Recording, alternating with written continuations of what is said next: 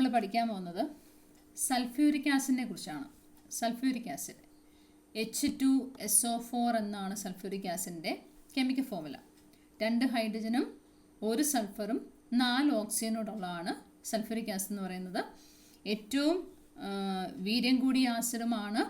അതുകൂടാതെ ഏറ്റവും കൂടുതൽ വ്യാവസായികമായിട്ട് ഇൻഡസ്ട്രിയലായിട്ട് ഏറ്റവും കൂടുതൽ യൂസ് ഉള്ളതായിട്ടുള്ള ഒരു ആസിഡുമാണ് സൾഫ്യൂരിക് ആസിഡ്. അതുകൊണ്ട് തന്നെ കിങ് ഓഫ് കെമിക്കൽസ് എന്നാണ് അറിയപ്പെടുന്നത്. സൾഫ്യൂരിക് ആസിഡിനെ കിങ് ഓഫ് കെമിക്കൽസ് എന്നാണ് അറിയപ്പെടുന്നത്. രാസവസ്തുക്കളുടെ രാജാവ് എന്നാണ് അറിയപ്പെടുന്നത്. ആസിഡുകളിൽ വെച്ച് ഏറ്റവും വീര്യമുള്ള ആസിഡുമാണ്. ഇനി സൾഫ്യൂരിക് ആസിഡിൻ്റെ എന്തെല്ലാം ഉപയോഗങ്ങളാണ് സൾഫ്യൂരിക് ആസിഡ് ഉള്ളതെന്ന് നോക്കാം. ഇതിനൊക്കെയാണ് സൾഫ്യൂരിക് ആസിഡ് യൂസ് ചെയ്യുന്നത്. അപ്പം അതിനകത്ത് നമുക്ക് ഈ ഒരു വേർഡ് വെബ് അതായത് പദസൂര്യനെ നമുക്കൊന്ന് നോക്കിയാൽ പരിചയപ്പെടാനായിട്ട് സാധിക്കും. ഒന്നാമതായിട്ട് നിർജ്ജലീകരണ ഗുണമുണ്ട്. ഒന്നാമതായിട്ട് നമുക്ക് പറയാൻ പറ്റുന്നത് സൾഫ്യൂരിക് ആസിഡിന് എന്ത് ഗുണമുണ്ട്? നിർജ്ജലീകരണം എന്ന് വെച്ചാൽ ഡീഹൈഡ്രേഷൻ ഉപയോഗിക്കുന്നുണ്ട്. ജലാംശത്തിനെ ഇല്ലാണ്ടാക്കാൻ സൾഫ്യൂരിക് ആസിഡ് ഉപയോഗിക്കുന്നുണ്ട്. രണ്ടാമതായിട്ട് രാസവളങ്ങളുടെ നിർമ്മാണം, മാനുഫാക്ചർ ഓഫ് ഫെർട്ടിലൈസേഴ്സ്. മൂന്നാമതായിട്ട് പെട്രോളിയം ശുദ്ധീകരണത്തിന്, റിഫൈനിങ് ഓഫ് പെട്രോളിയം. അടുത്തത് പെയിൻറ് നിർമ്മാണം, മാനുഫാക്ചർ ഓഫ് പെയിൻറ്റ്സ്. ഫൈബർ നിർമ്മാണം, മാനുഫാക്ചർ ഓഫ് ഫൈബേഴ്സ്. സ്ഫോടക വസ്തു നിർമ്മാണം, മാനുഫാക്ചർ ഓഫ് എക്സ്പ്ലോസീവ്സ്. മറ്റു രാസവസ്തുക്കളുടെ നിർമ്മാണം, അതർ കെമിക്കൽസ്. ഇങ്ങനെ ധാരാളം ഉപയോഗമുള്ളതായ ഒരു രാസവസ്തുവാണ്, ഒരു കെമിക്കലാണ് സൾഫ്യൂരിക് ആസിഡ് എന്ന് പറയുന്നത്. അതുകൊണ്ട് സൾഫ്യൂരിക് ആസിഡിനെ കിങ് ഓഫ് കെമിക്കൽസ് എന്നറിയപ്പെടുന്നത്. രാസവസ്തുക്കളുടെ രാജാവ്, കിങ് ഓഫ് കെമിക്കൽസ് എന്നാണ്. രാസവസ്തുക്കളുടെ രാജാവ്, അതായത് കിങ് ഓഫ് കെമിക്കൽസ് എന്നാണ് സൾഫ്യൂരിക് ആസിഡിനെ വിശേഷിപ്പിക്കുന്നത്. അപ്പോൾ ഈ വൻതോതിൽ സൾഫ്യൂരിക് ആസിഡ് നിർമ്മിച്ചെടുക്കണമെങ്കിൽ അത്രയും സൾഫ്യൂരിക് ആസിഡിനെ നിർമ്മിച്ചെടുക്കണമല്ലോ.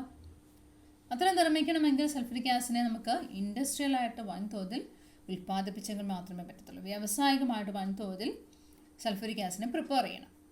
സൾഫ്യൂരിക് ആസിഡിൻ്റെ ഇൻഡസ്ട്രിയൽ പ്രിപ്പറേഷന് പറയുന്ന പേരാണ് കോണ്ടാക്ട് പ്രോസസ്സ് എന്നറിയപ്പെടും. നമ്മൾ അമോണിയയുടെ വ്യാവസായിക നിർമ്മാണത്തിന് ഹേബർ പ്രക്രിയ എന്ന് പറഞ്ഞു. അമോണിയയുടെ ഇൻഡസ്ട്രിയൽ പ്രിപ്പറേഷനെ ഹേബർ പ്രോസസ്സ് എന്ന് പറഞ്ഞു. ഇതുപോലെ സൾഫ്യൂരിക് ആസിഡിൻ്റെ വ്യാവസായിക നിർമ്മാണത്തിനെ സമ്പർക്ക പ്രക്രിയ അല്ലെങ്കിൽ കോണ്ടാക്ട് പ്രോസസ്സ് എന്ന് അറിയപ്പെടും. സമ്പർക്ക പ്രക്രിയ അല്ലെങ്കിൽ കോണ്ടാക്ട് പ്രോസസ്സ് എന്ന് പറയും.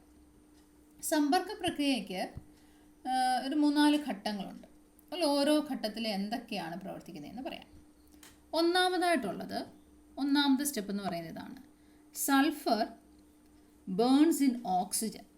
സൾഫർ ഓക്സിജനിൽ കത്തുന്നു. കത്തിയിട്ട് എന്തായിട്ട് മാറുന്നു? സൾഫർ ഡയോക്സൈഡായിട്ട് മാറുന്നു. അതാണ് ഒന്നാമത്തെ പ്രോസസ്സ് എന്ന് പറയുന്നത്. Sulphur burns in oxygen. Sulphur ഓക്സിജൻ്റെ സാന്നിധ്യത്തിൽ കത്തി സൾഫർ ഡയോക്സൈഡായിട്ട് മാറും. രണ്ടാമത്തെ പ്രോസസ്സ് എന്ന് പറയുന്നത് ഈ സൾഫർ ഡയോക്സൈഡ് വീണ്ടും ഓക്സിജനുമായിട്ട് കൂടിച്ചേരാനായിട്ട് അനുവദിക്കും. വീണ്ടും ഓക്സിജനുമായിട്ട് കൂടിച്ചേരുക എന്ന് പറയുമ്പോൾ അവിടെ ഒരു ഉൽപ്രേരകം ഉപയോഗിക്കുന്നുണ്ട്, വനേഡിയം പെൻറ്റോക്സൈഡ്. ഒരു കാറ്റലിസ്റ്റ് യൂസ് ചെയ്യുന്നുണ്ട്. വനേഡിയം പെൻറ്റോക്സൈഡ് എന്ന് പറയുന്ന ഒരു കാറ്റലിസ്റ്റ് അവിടെ ഉപയോഗിക്കുന്നുണ്ട്. അപ്പോൾ അങ്ങനെ സൾഫർ ഡയോക്സൈഡ് വീണ്ടും ഓക്സിജനുമായിട്ട് കൂടിച്ചേർന്നിട്ട് സൾഫർ ട്രൈ ഓക്സൈഡായിട്ട് മാറും. ഈ സൾഫർ ട്രൈ ഓക്സൈഡ് ഉണ്ടാകുന്ന പ്രവർത്തനമാണ് രണ്ടാമത്തെ പ്രവർത്തനം. ഇനി മൂന്നാമത്തെ പ്രവർത്തനം എന്താണെന്ന് നോക്കാം. മൂന്നാമത്തെ സ്റ്റെപ്പ് എന്ന് പറയുന്നത് ഈ ഉണ്ടായ സൾഫർ ട്രൈ ഓക്സൈഡിനെ നമ്മൾ കോൺസെൻട്രേറ്റഡ് സൾഫ്യൂരിക് ആസിഡ്, ഗാഢ സൾഫ്യൂരിക് ആസിഡ് എന്ന് ലയിപ്പിക്കും. അന്നേരം കിട്ടുന്ന ഉൽപ്പന്നത്തിന് H2S2O7 എന്ന് പറയുന്ന ഈ ഉൽപ്പന്നത്തിന് പറയുന്ന പേരാണ് ഒലിയം എന്നറിയപ്പെടും. ഒലിയം. അപ്പോൾ ഒലിയം എന്ന് പറയുന്നത് എങ്ങനെയാണ് ഉണ്ടാകുന്നത്? സൾഫർ ട്രയോക്സൈഡ് സൾഫ്യൂരിക് ആസിഡിൽ ലയിപ്പിക്കുമ്പോഴാണ് ഒലിയം നിർമ്മിക്കുന്നത്. ഇത് നേരിട്ട് നമുക്ക് സൾഫർ ട്രയോക്സൈഡിൽ നിന്ന് നമുക്ക് അടുത്തൊരു ചോദ്യമായിട്ട് തന്നെ നമുക്ക് പറയാം. സൾഫർ ട്രയോക്സൈഡിനെ ജലത്തിൽ ലയിപ്പിച്ചാലും നമുക്ക് സൾഫ്യൂരിക് ആസിഡ് ലഭിക്കണമല്ലോ. പക്ഷേ എന്തുകൊണ്ട് ആ ഒരു രീതി, ആ ഒരു മാർഗം സ്വീകരിക്കുന്നില്ല എന്നുള്ളത് നമുക്ക് ഇനി നോക്കാം. ഈ ഒരു പ്രവർത്തനവും കൂടെ കഴിഞ്ഞതിന് ശേഷം അതിൻ്റെ ഉത്തരം പറയാം. അപ്പോൾ ഇവിടെ മൂന്നാമത്തെ ഘട്ടത്തിൽ സൾഫർ ട്രയോക്സൈഡ് അല്പം സൾഫ്യൂരിക് ആസിഡ്, ഗാഢ സൾഫ്യൂരിക് ആസിഡ് ലയിപ്പിച്ചിട്ട് ഒലിയം എന്ന് പറയുന്ന പ്രോഡക്റ്റായിട്ട് മാറും.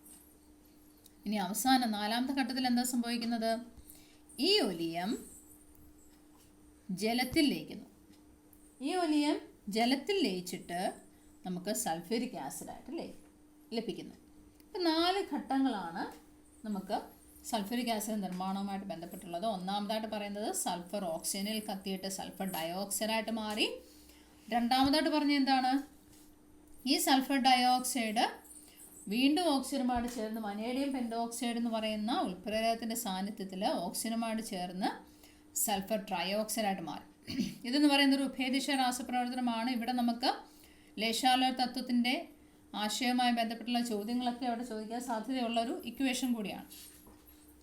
ഇനി മൂന്നാമതായിട്ട് എന്താ സംഭവിക്കുന്നത്? മൂന്നാമതായിട്ട് സൾഫർ ട്രയോക്സൈഡിനെ ഗാഢ സൾഫ്യൂരിക് ആസിഡ് ലയിപ്പിച്ചിട്ട് ഒലിയം നിർമ്മിക്കുന്നു, ഒലിയം.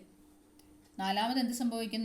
ഈ ഒലിയത്തിനെ ജലത്തിൽ ലയിപ്പിച്ചിട്ട് സൾഫ്യൂരിക് ആസിഡ് കിട്ടും. അപ്പം അങ്ങനെയെങ്കിൽ ഈ മൂന്നാമത്തെ ഘട്ടത്തിലെ sulphur trioxide SO3 sulphur trioxide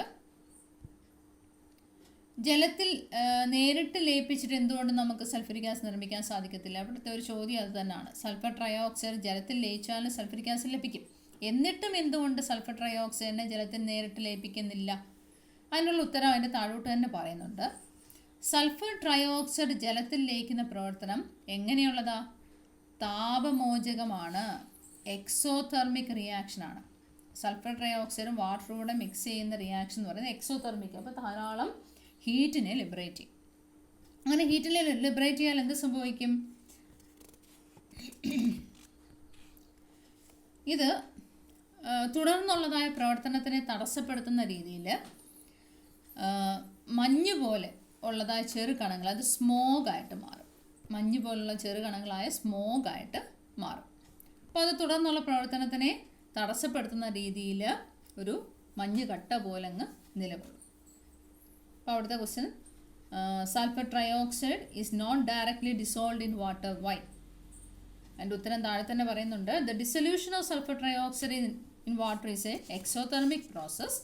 It may turn sulfuric acid initially formed into fine fog-like particles, that is smoke, which will hinder further dissolution. അതായത് സൾഫർ ട്രയോക്സൈഡ് ജലത്തിൽ ലയിപ്പിക്കുമ്പോൾ ആദ്യമേ സൾഫ്യൂരിക് ആസിഡ് ഉണ്ടാകുന്നത് എന്തായിട്ട് മാറും? ചെറിയ മഞ്ഞ് പോലുള്ള ചെറു കണങ്ങളായിട്ട് മാറുകയും തുടർന്നുള്ളതായ പ്രവർത്തനത്തിനെ അവിടെ തടസ്സപ്പെടുത്തുകയും ചെയ്യും. അതുകൊണ്ടാണ് സൾഫർ ട്രയോക്സൈഡ് ജലത്തിൽ ലയിപ്പിച്ചിട്ട് എന്ത് നിർമ്മിക്കാത്തത്? Sulphuric acid നിർമ്മിക്കാത്തത്. നമ്മൾ ഈ പഠിച്ച കാര്യത്തിൻ്റെ ഒരു ഫ്ലോ ചാർട്ടാണ് ഈ കാണിച്ചിരിക്കുന്നത്. ഒന്നാമതായിട്ട് സൾഫർ ഓക്സിജനിൽ ചേർന്ന് സൾഫർ ഡയോക്സൈഡായിട്ട് മാറി, അത് ഒന്നാമത്തെ ഘട്ടം. രണ്ടാമത് സൾഫർ ഡയോക്സൈഡ് വീണ്ടും ഓക്സിജനുമായിട്ട് ചേർന്ന് എന്തായിട്ട് മാറുന്നു? അത് സൾഫർ ട്രയോക്സൈഡായിട്ട് മാറി, SO3 ആയിട്ട് മാറും. അത് ഗാഢ സൾഫ്യൂരിക് ആസിഡ് ലയിക്കുമ്പോൾ ഒലിയം കിട്ടുന്നു. ഇനി ഒലിയത്തിനെ ജലത്തിൽ ലയിപ്പിക്കുമ്പോൾ സൾഫ്യൂരിക് ആസിഡും കിട്ടും. ഇനി എന്തെല്ലാമാണ് സൾഫ്യൂരിക് ആസിഡിൻ്റെ ഭൗതിക ഗുണങ്ങൾ, അതായത് ഫിസിക്കൽ പ്രോപ്പർട്ടീസ് എന്തൊക്കെയാണെന്ന് നോക്കാം. ഭൗതിക ഗുണങ്ങൾ എന്ന് വെച്ചാൽ ഫിസിക്കൽ പ്രോപ്പർട്ടീസ് എന്തൊക്കെയാണെന്ന് നോക്കാം. ഒന്നാമതായിട്ട് അത് നിറമില്ലാത്തതാണ്, കളർലെസ് ആയിട്ടുള്ളതായ ഒരു സബ്സ്റ്റൻസാണ്. ഇനി വിസ്കോസിറ്റി താരതമ്യേന കൂടുതലാണ്, കമ്പാരിറ്റീവ്ലി ഹൈ വിസ്കോസിറ്റി ഉള്ളതായ വസ്തുവാണ്. ഇനി തീവ്ര നാശക സ്വഭാവമുണ്ട്, ഹൈലി കൊറോസീവാണ്, പെട്ടെന്ന് എന്തിനേയും നശിപ്പിക്കാനുള്ള കഴിവുണ്ട്. ജലത്തേക്കാൾ സാന്ദ്രത കൂടുതലാണ്, it is denser than water. ജലത്തിൽ ലയിക്കുന്നതാണ്, ഡിസോൾവ്സ് ഇൻ വാട്ടർ. ഇത്രയുമാണ് അതിൻ്റെ ഫിസിക്കൽ പ്രോപ്പർട്ടി ആയിട്ടുള്ള ഭൗതിക ഗുണങ്ങളായിട്ടുള്ളത്. ഇനി അതിൻ്റെ രാസഗുണങ്ങൾ എന്തൊക്കെയാണെന്ന് നോക്കുക. രാസഗുണം എന്ന് വെച്ചാൽ കെമിക്കൽ പ്രോപ്പർട്ടീസ്. അത് നമുക്ക് കുറച്ച് ഓരോന്നൊന്ന് വ്യത്യാസമായിട്ട് പഠിക്കാനുണ്ട്. ഈ സൾഫ്യൂരിക് ആസിഡിൻ്റെ രാസഗുണങ്ങളെക്കുറിച്ച്, കെമിക്കൽ പ്രോപ്പർട്ടീസിനെ കുറിച്ച് നമ്മൾ അടുത്ത പറയുന്നത്. അതിനാദ്യം തന്നിരിക്കുന്നത് ഒരു എക്സ്പെരിമെൻ്റാണ്, പരീക്ഷണമാണ്. ഒരു ടെസ്റ്റ് ട്യൂബിൽ 5 ml ജലം എടുത്ത് അതിലേക്ക് ഏതാനും തുള്ളി കോൺസെൻട്രേറ്റഡ് സൾഫ്യൂരിക് ആസിഡ് സാവധാനം ചേർത്തിട്ട് ടെസ്റ്റ് ട്യൂബിൻ്റെ വെളിയിലായിട്ട് തൊട്ട് വെക്കുക എന്നുള്ളത്. നേരത്തെ നമ്മൾ ഈ പരീക്ഷണങ്ങളൊക്കെ ചെയ്ത് പഠിച്ചിട്ടുമുണ്ട്, ചെയ്ത് കണ്ടിട്ടുമുണ്ട്. അപ്പോൾ അവിടെ വാട്ടറും സൾഫ്യൂരിക് ആസിഡും കൂടെ മിക്സ് ചെയ്യുമ്പോൾ ആ ടെസ്റ്റ് ട്യൂബിൻ്റെ വെളിയിൽ തൊട്ട് വെക്കുമ്പോൾ അവിടെ ചൂട് അനുഭവപ്പെടും, ഹീറ്റ് അനുഭവപ്പെടും. അത് ആസിഡും വെള്ളവും കൂടെ ഉള്ള റിയാക്ഷൻ എന്ന് പറയുന്നത് ഹീറ്റ് ലിബറേറ്റിംഗ് ആണ്, താപമോചക രാസപ്രവർത്തനമാണ് എന്ന് പറയുന്നത്. ഒരു താപമോചക രാസപ്രവർത്തനമാണ്. പിന്നെ അവിടെ ശ്രദ്ധിക്കേണ്ട കാര്യം, സൾഫ്യൂരിക് ആസിഡ് ജലത്തിലേക്ക് ലയിപ്പിക്കുമ്പോൾ നമ്മൾ ആദ്യം ജലം വേണം നമ്മുടെ ടെസ്റ്റ് ട്യൂബിലോട്ട് എടുക്കാൻ. ഡൈല്യൂട്ട് ചെയ്യുമ്പോൾ വാട്ടർ വേണം ടെസ്റ്റ് ട്യൂബിലോട്ട് എടുക്കാൻ. എന്നിട്ട് സാവധാനം കുറേശ്ശെ ഓരോ തുള്ളിയായിട്ട് സൾഫ്യൂരിക് ആസിഡ് അതിലേക്ക് ഒഴിച്ചു കൊടുക്കണം. തിരിച്ച് ആസിഡിലോട് ജലം ഒഴിച്ചാൽ അത് പൊട്ടിത്തെറിക്കാനുള്ള സാധ്യത കൂടുതലാണ്. താപമോചകമായതുകൊണ്ട് അത് തെറിച്ച് നമ്മുടെ ദേഹത്തേക്ക് വീഴാനും പൊള്ളലേൽക്കാനുമുള്ള സാധ്യത വളരെ കൂടുതലാണ്. അതുകൊണ്ട് എപ്പം ആസിഡ് നേർപ്പിച്ചാലും ജലത്തിലോട്ട് വേണം ആസിഡ് ചേർക്കാനായിട്ട്. ഒന്നാമത്തെ രാസഗുണമായിട്ട് പറഞ്ഞിരിക്കുന്നത് വാട്ടറും സൾഫ്യൂരിക് ആസിഡോടെ മിക്സ് ചെയ്താൽ അത് ഹീറ്റ് ലിബറേറ്റിംഗ് ആണ്, താപമോചക രാസപ്രവർത്തനമാണ്. രണ്ടാമത്തെ പ്രോപ്പർട്ടി എൻ്റെ നിർജ്ജലീകരണ ഗുണം, അതായത് ഡീഹൈഡ്രേറ്റിംഗ് നേച്ചർ എന്ന് പറയും. ഡീഹൈഡ്രേറ്റിംഗ് നേച്ചർ, നിർജ്ജലീകരണ ഗുണം. അപ്പോൾ അവിടെ അടുത്ത ഒരു പരീക്ഷണം പറഞ്ഞിട്ടുണ്ട്. അവിടെ പഞ്ചസാരയാണ് എടുത്തിരിക്കുന്നത്. നമ്മൾ നേരത്തെ കാണുകയൊക്കെ ചെയ്തിട്ടുള്ളതാണ്. സാറിന് പഞ്ചസാര നിങ്ങൾ ചൂടാക്കിയാൽ എന്തായിട്ട് മാറും? അത് കരിയായിട്ട് മാറും അല്ലേ?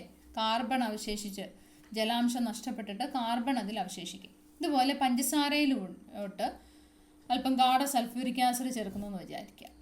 ഗാഢ സൾഫ്യൂരിക് ആസിഡ് പഞ്ചസാരയിലോട്ട് ചേർത്താൽ അത് ഇങ്ങനെ കരിഞ്ഞ് പൊങ്ങി കറുത്ത ഒരു വസ്തുവായിട്ടങ്ങ് മാറും. കറുത്ത വസ്തുവായിട്ട് മാറുക എന്ന് വെച്ചാൽ അവിടെ കാർബൺ ഉണ്ടാവുന്നത്. എന്ത് നഷ്ടപ്പെടുന്നു? അവിടെ ജലം നഷ്ടപ്പെടുന്നു. അപ്പം പഞ്ചസാരയിൽ അടങ്ങിയിരിക്കുന്ന ജലത്തിനെ നീക്കം ചെയ്യാനായിട്ട് ആർക്ക് കഴിവുണ്ട്? ഗാഢ സൾഫ്യൂരിക് ആസിഡിന് കഴിവുണ്ട്. അതുകൊണ്ട് സൾഫ്യൂരിക് ആസിഡ് നല്ലൊരു ഡീഹൈഡ്രേറ്റിംഗ് ഏജൻ്റ് ആണ്, അതായത് നിർജ്ജലീകാരിയാണ് എന്ന് നമുക്ക് പറയാം. അപ്പോൾ ഡീഹൈഡ്രേറ്റിംഗ് ഏജൻ്റ് എന്താണെന്നുള്ളതിൻ്റെ ഒരു നിർവചനം അവിടെ ബോക്സ് തന്നിട്ടുണ്ട്. ഡീഹൈഡ്രേറ്റിംഗ് ഏജൻ്റ് എന്താണെന്ന് പറയുന്നുണ്ട്. അവിടെ കെമിക്കലി കമ്പൈൻ ചെയ്തിരിക്കുന്ന വാട്ടറിനെ അബ്സോർബ് ചെയ്തിട്ട്, ആഗിരണം ചെയ്തിട്ട് ബാക്കിയുള്ള വസ്തുവായിട്ട് കാർബൺ, ഇവിടെയാണെങ്കിൽ കാർബണായിട്ട് അവശേഷിപ്പിക്കാനുള്ള കഴിവുണ്ട്. അപ്പോൾ ഈ പ്രവർത്തനത്തിനെ നിർജ്ജലീകരണം അല്ലെങ്കിൽ ഡീഹൈഡ്രേഷൻ എന്ന് പറയും. സൾഫ്യൂരിക് ആസിഡ് ശക്തിയേറിയ ഒരു നിർജ്ജലീകാരിയാണ്. Concentrated sulphuric acid is a strong dehydrating agent.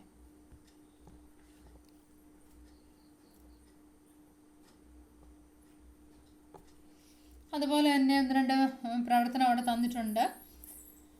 ഒന്നാമതായിട്ട് dropping concentrated sulphuric acid on a cotton cloth. ഒരു കോട്ടൺ ക്ലോത്തിലോട്ട് സൾഫ്യൂരിക് ആസിഡ് 1-2 തുള്ളി വീഴ്ത്തിയാൽ എന്ത് സംഭവിക്കും?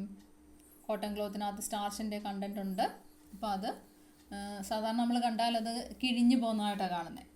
അത് ശരിക്കും പറഞ്ഞാൽ അത് കരിഞ്ഞു പോവുകയാണ് ചെയ്യുന്നത്. അവിടെ വസ്ത്രം കീറിപ്പോകാനുള്ള സാധ്യതയുണ്ട്. അവിടെയും വാട്ടർ കണ്ടൻറ്റ് മാറി കാർബൺ മാത്രമായിട്ട് അവശേഷിക്കുന്നു. ഇനി ചെറിയ ബീക്കറിലെടുത്ത ഗ്ലൂക്കോസിലേക്ക് ഗാഢ സൾഫ്യൂരിക് ആസിഡ് ഒഴിക്കുന്നു. Adding concentrated sulphuric acid to glucose taken in a small beaker. Glucose എന്ന് പറയുന്നതും പഞ്ചസാരയുടെ മറ്റൊരു രൂപാന്തരമായിട്ട് C6H12O6 ആണല്ലോ ഗ്ലൂക്കോസ് എന്ന് പറയുന്നത്. അവിടെ വാട്ടർ കണ്ടൻറ് ഉണ്ട്.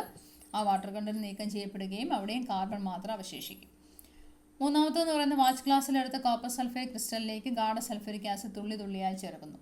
Adding concentrated sulphuric acid to a watch glass in which CuSO4 crystals are taken. അവിടെയും സാധനം നമുക്കറിയാം, തുരിശെന്ന് പറയുന്നതാണ് കോപ്പർ സൾഫേറ്റ്. അതിനൊരു ഇളം നീല നിറമാണുള്ളത്. സൾഫ്യൂരിക് ആസിഡ് ചേർത്ത് കുറേ നേരം കഴിയുമ്പോഴത്തേന് ആ നീല നിറം ഒന്ന് മങ്ങി വൈറ്റ് കളറായിട്ട് മാറും, വെള്ള നിറമായിട്ട് മാറുക എന്ന് വെച്ചാൽ അവിടെ ഉള്ളതായ ജലാംശത്തിനെ സൾഫ്യൂരിക് ആസിഡ് അങ്ങ് വലിച്ചെടുക്കുന്നു. അപ്പോൾ സൾഫ്യൂരിക് ആസിഡ് ഡീഹൈഡ്രേറ്റിംഗ് ഏജൻ്റ് ആണ്, നിർജ്ജലീകാരിയാണ് എന്ന് സൂചിപ്പിക്കുന്ന പരീക്ഷണം കൂടിയാണ് മേളിൽ പറഞ്ഞിരിക്കുന്നത്. അടുത്ത അതിൻ്റെ രാസഗുണം അല്ലെങ്കിൽ കെമിക്കൽ പ്രോപ്പർട്ടി എന്ന് പറയുന്നത് ശോഷകാര ഗുണം, അതായത് ഡ്രൈയിങ് നേച്ചർ. ശോഷകാര ഗുണം. നമ്മൾ നേരത്തെ അമോണിയയുടെ പ്രിപ്പറേഷനൊക്കെ പറയുമ്പോൾ ശോഷക സ്തംഭം, ഡ്രൈയിങ് ടവർ എന്നൊക്കെ പഠിച്ചിട്ടുണ്ടല്ലോ. അത് ഏതെങ്കിലും ഒരു വസ്തുവിൻ്റെ വ്യാവസായിക നിർമ്മാണ വേളയിൽ അതിലടങ്ങിയിരിക്കുന്ന ജലാംശത്തിനെ നീക്കം ചെയ്യാൻ സഹായിക്കുന്ന പദാർത്ഥങ്ങളെയാണ് നമ്മൾ ശോഷകാരകങ്ങൾ അല്ലെങ്കിൽ ഡ്രൈയിങ് ഏജൻറ്റ്സ് എന്ന് പറയുന്നത്. കോൺസെൻട്രേറ്റഡ് സൾഫ്യൂരിക് ആസിഡിനെ നമുക്ക് നല്ലൊരു ഡ്രൈയിങ് ഏജൻ്റായിട്ട് യൂസ് ചെയ്യാൻ പറ്റും. അത് ഏതിൻ്റെയൊക്കെ നിർമ്മാണത്തിലാണെന്ന് നോക്കാം. Cl2SO2 HCl എന്നീ വാതകങ്ങളുടെ നിർമ്മാണ വേളയിൽ സൾഫ്യൂരിക് ആസിഡ് നല്ലൊരു ഡ്രൈയിങ് ഏജൻ്റായിട്ട് പ്രവർത്തിക്കുന്നു. In the preparation of Cl2SO2 and HCl, concentrated sulfuric acid is used as a drying agent. എന്നാൽ അങ്ങനെയെങ്കിൽ നല്ലൊരു ഡ്രൈയിങ് ഏജൻ്റ് ആണല്ലോ സൾഫ്യൂരിക് ആസിഡ്. എന്നാൽ അമോണിയയുടെ ഇൻഡസ്ട്രിയൽ പ്രിപ്പറേഷനിൽ എന്തുകൊണ്ട് സൾഫ്യൂരിക് ആസിഡ് നല്ലൊരു ഡ്രൈയിങ്, അവിടെ കാൽസ്യം ഓക്സൈഡ് ആണല്ലോ നമ്മൾ ഡ്രൈയിങ് ടവറിൽ എടുത്തിരിക്കുന്നത്, ഡ്രൈയിങ് ഏജൻ്റായിട്ട് ഉപയോഗിക്കുന്നത്. എന്തുകൊണ്ട് സൾഫ്യൂരിക് ആസിഡ് ഉപയോഗിക്കുന്നില്ല? കാരണം എന്തായിരിക്കാം കാരണം? അമോണിയയ്ക്ക് ഏത് സ്വഭാവമാണ് ഉള്ളത്? ബേസിക് സ്വഭാവം അല്ലേ, ആൽക്കലി സ്വഭാവം. സൾഫ്യൂരിക് ആസിഡ് എന്ന് പറയുന്നത് എന്താ? ആസിഡാണ്. ഇത് രണ്ടും കൂടെ പ്രവർത്തിച്ചാൽ എന്ത് സംഭവിക്കും? ഇതങ്ങ് നിർവീര്യമായി പോകും. അതുകൊണ്ട് അമോണിയയുടെ, ഇപ്പോൾ ഇതൊരു ചോദ്യമായിട്ട് നമുക്ക് ചോദിക്കാൻ സാധ്യതയുള്ളതാണ്, അമോണിയയുടെ നിർമ്മാണ വേളയിൽ സൾഫ്യൂരിക് ആസിഡ് ഡ്രൈയിങ് ഏജൻ്റായിട്ട് യൂസ് ചെയ്യുന്നില്ല. കാരണം എന്താണ്? Ammonia shows basic nature and sulphuric acid is A good acid. Acid and base react together and become neutral. Ammonia നല്ലൊരു ബേസാണ്, സൾഫ്യൂരിക് ആസിഡ് നല്ലൊരു ആസിഡാണ്. ആസിഡും ബേസോട് ചേർന്നാൽ അത് ന്യൂട്രൽ ലായനിയായിട്ട് മാറും. പിന്നെ നമുക്ക് അമോണിയ ആയിട്ട് നമുക്കത് തിരിച്ച് കിട്ടത്തില്ല. അപ്പോൾ അതാണ് സൾഫ്യൂരിക് ആസിഡിൻ്റെ അടുത്ത ഗുണമായിട്ട് പറഞ്ഞത്. ഇനി അടുത്ത റിയാക്ഷൻ വിത്ത് സോൾട്ട്. ചില ലവണങ്ങളുമായിട്ടുള്ള സൾഫ്യൂരിക് ആസിഡിൻ്റെ പ്രവർത്തനം എങ്ങനെയാണെന്നുള്ളത് അടുത്ത പറയുന്നത്. ലവണങ്ങളുമായിട്ടുള്ള സൾഫ്യൂരിക് ആസിഡിൻ്റെ പ്രവർത്തനം, സോൾട്ടുമായിട്ട്, ലവണം എന്ന് വെച്ചാൽ സോൾട്ടുമായിട്ടുള്ള പ്രവർത്തനം. അത് രണ്ടെണ്ണമാണ് നമുക്കിവിടെ ഉദാഹരണമായിട്ട് തന്നിരിക്കുന്നത്. ഈ രണ്ടെണ്ണവും ഇക്വേഷൻ ഉൾപ്പെടെ എഴുതി അങ്ങ് പഠിക്കണം. ഒന്ന്, NaCl സൾഫ്യൂരിക് ആസിഡ് പ്രവർത്തിച്ചാൽ എന്ത് കിട്ടും? രണ്ടാമതായിട്ട് KNO3 അത് ക്ലോറൈഡുമായിട്ടുള്ള പ്രവർത്തനവും നൈട്രേറ്റുമായിട്ടുള്ള പ്രവർത്തനം. ഇത് രണ്ടുമാണ് നമുക്കുള്ളത്. ഏതൊരു ക്ലോറൈഡ്, സോഡിയം ക്ലോറൈഡോ പൊട്ടാസ്യം ക്ലോറൈഡ് ഏതോ ആയിക്കൊള്ളട്ടെ, ഒരു ക്ലോറൈഡുമായിട്ട് സൾഫ്യൂരിക് ആസിഡ് പ്രവർത്തിച്ചാൽ നമുക്കൊരു ആസിഡ് കിട്ടും. അത് നിങ്ങൾ ഇമ്പോർട്ടൻ്റ് ആയിട്ട് ഓർത്തിരിക്കുക. HCl എന്ന് പറയുന്ന ഒരു ആസിഡ് നിർമ്മിക്കാൻ പറ്റും. അപ്പോൾ സൾഫ്യൂരിക് ആസിഡിൽ നിന്ന്, ഇപ്പോൾ ചോദ്യം ഇതാണ്, സൾഫ്യൂരിക് ആസിഡിൽ നിന്നും ഹൈഡ്രോക്ലോറിക് ആസിഡ് എങ്ങനെ നിർമ്മിക്കാം? സൾഫ്യൂരിക് ആസിഡിൽ നിന്നും ഹൈഡ്രോക്ലോറിക് ആസിഡ് എങ്ങനെ നിർമ്മിക്കാം? സൾഫ്യൂരിക് ആസിഡിനെ എന്തുമായി പ്രവർത്തിപ്പിച്ചാൽ മതിയാവും? ഏതെങ്കിലും ഒരു ക്ലോറൈഡുമായിട്ട്. ഇവിടെ വരുമ്പം NaCl സൾഫ്യൂരിക് ആസിഡ് പ്രവർത്തിച്ചതെങ്കിൽ സോഡിയം ബൈസൾഫേറ്റ് NaHSO4 ഉണ്ടാവും, അതിനോടൊപ്പം HCl ഉണ്ടാവും. ഇനി സൾഫ്യൂരിക് ആസിഡിൽ നിന്നും നൈട്രിക് ആസിഡ് എങ്ങനെ നിർമ്മിക്കാം? അതിന് സൾഫ്യൂരിക് ആസിഡ് എന്തുമായി പ്രവർത്തിപ്പിച്ചാൽ മതിയാവും? നൈട്രേറ്റുമായി പ്രവർത്തിപ്പിച്ചാൽ മതിയാവും. ഇവിടെ എടുത്തിരിക്കുന്ന ഉദാഹരണം എന്ന് പറയുന്നത് KNO3 ആണ്, പൊട്ടാസ്യം നൈട്രേറ്റ്. സൾഫ്യൂരിക് ആസിഡുമായിട്ട് പ്രവർത്തിക്കുന്നു, പൊട്ടാസ്യം ബൈ സൾഫേറ്റ് ഉണ്ടാവും, അതിനോടൊപ്പം ഉണ്ടാകുന്ന ആസിഡ് ഏതാണ്? HNO3. അപ്പോൾ സൾഫ്യൂരിക് ആസിഡിൽ നിന്ന് നിർമ്മിക്കാൻ പറ്റുന്ന രണ്ട് ആസിഡുകൾ ഏതൊക്കെയാണെന്ന് ചോദിച്ചാൽ ഏതൊക്കെയാണ്? HClഉം HNO3യും, ഹൈഡ്രോക്ലോറിക് ആസിഡും നൈട്രിക് ആസിഡും. സൾഫ്യൂരിക് ആസിഡ് ക്ലോറൈഡുമായിട്ട് പ്രവർത്തിച്ചാൽ ഹൈഡ്രോക്ലോറിക് ആസിഡ് കിട്ടും, സൾഫ്യൂരിക് ആസിഡ് നൈട്രേറ്റുമായി പ്രവർത്തിച്ചാൽ നൈട്രിക് ആസിഡ് കിട്ടും. അപ്പം ലവണങ്ങളുമായിട്ട് പ്രവർത്തിച്ച്, സോൾട്ടുമായിട്ട് പ്രവർത്തിച്ചാൽ നമുക്ക് എന്ത് നിർമ്മിക്കാൻ സാധിക്കും? ആസിഡുകൾ നിർമ്മിക്കാൻ സാധിക്കും. ഇനി അടുത്ത സൾഫ്യൂരിക് ആസിഡിൻ്റെ ഗുണമായിട്ട് പറയുന്നത് ഓക്സീകരണ ഗുണമാണ്. ഓക്സീകരണ ഗുണം, ഓക്സിഡൈസിങ് നേച്ചർ.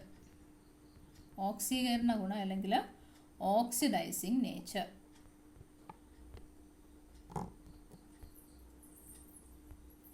Oxidising nature. അതിനിവിടെ തന്നിരിക്കുന്ന ഇക്വേഷൻ ഒന്ന് നോക്കിയേ. ഇവിടെ തന്നിരിക്കുന്ന ഇക്വേഷൻ ഒന്ന് താരതമ്യം ചെയ്ത് നോക്കിയേ. കാർബണും സൾഫ്യൂരിക് ആസിഡോടെ പ്രവർത്തിക്കുന്ന ഒരു ഇക്വേഷനാണ് തന്നിരിക്കുന്നത്. മെറ്റലുമായിട്ടോ നോൺ മെറ്റലുമായിട്ടൊക്കെ പ്രവർത്തിച്ചാൽ ഇവിടെ കാർബണുമായിട്ട് സൾഫ്യൂരിക് ആസിഡ് പ്രവർത്തിച്ചു. കാർബണുമായിട്ട് പ്രവർത്തിച്ചപ്പോൾ കാർബൺ എന്തായിട്ട് മാറി? കാർബൺ ഡൈ ഓക്സൈഡായിട്ട് മാറി അല്ലേ? കാർബൺ ഡൈ ഓക്സൈഡായിട്ട് മാറി. അവിടെ ഓക്സിജൻ കൂട്ടിച്ചേർത്തു. കാർബൺ ഡൈ ഓക്സൈഡായിട്ട് മാറുക എന്ന് വെച്ചാൽ അവിടെ ഓക്സിജൻ കൂട്ടിച്ചേർക്കുകയാണ് ചെയ്യുന്നത്. അങ്ങനെയുള്ള പ്രവർത്തനത്തിനെ നമ്മൾ എന്താ പറയുന്നത്? ഓക്സീകരണം എന്ന് പറയും അല്ലേ? അല്ലെങ്കിൽ അതിൻ്റെ ഓക്സിഡേഷൻ സ്റ്റേറ്റ് നോക്കിയാലും നിങ്ങൾക്ക് പറയാൻ പറ്റും. ഓക്സിഡേഷൻ നമ്പർ കൂടുന്ന പ്രവർത്തനത്തിനെ നമ്മൾ ഓക്സീകരണം അല്ലെങ്കിൽ ഓക്സിഡേഷൻ നമ്മൾ പഠിച്ചിട്ടുണ്ടല്ലോ. അപ്പോൾ ഇവിടെ കാർബണുമായിട്ട് സൾഫ്യൂരിക് ആസിഡ് കൂടി ചേർക്കുമ്പം കാർബൺ ഡൈ ഓക്സൈഡായിട്ട് മാറും. അത് ഏത് സ്വഭാവമാണ് കാണിക്കുന്നത്?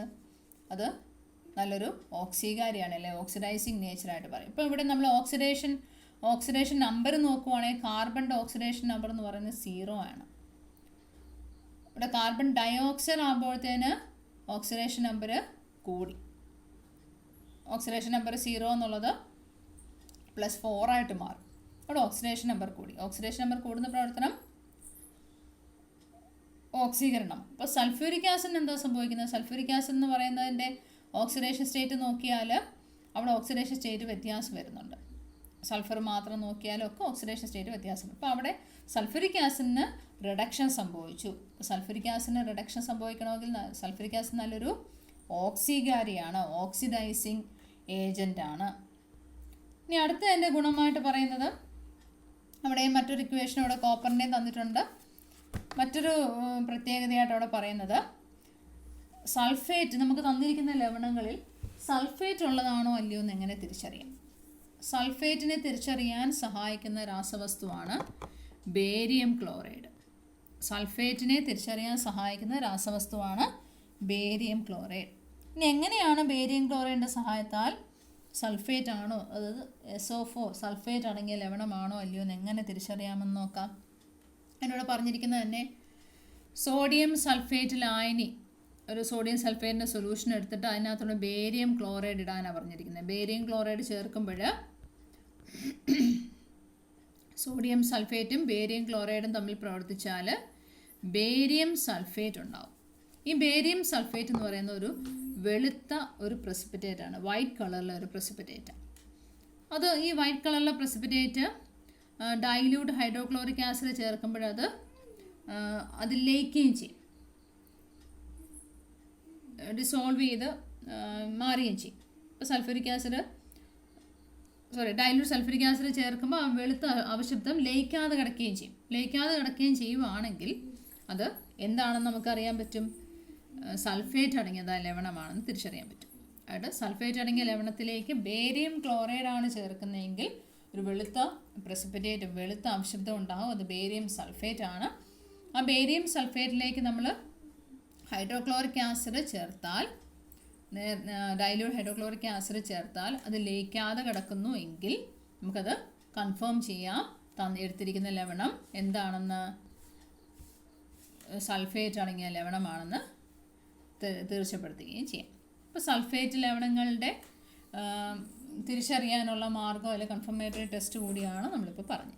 അപ്പം സൾഫ്യൂരിക് ആസിഡിൻ്റെ വ്യാവസായിക നിർമ്മാണം എങ്ങനെയാണെന്ന് പറഞ്ഞു, ഇൻഡസ്ട്രിയൽ പ്രിപ്പറേഷൻ എങ്ങനെയാണെന്ന് പറഞ്ഞു, അതിൻ്റെ ഫിസിക്കൽ ആൻഡ് കെമിക്കൽ പ്രോപ്പർട്ടീസ്, രാസഗുണങ്ങളും ഭൗതിക ഗുണങ്ങളും പറഞ്ഞു.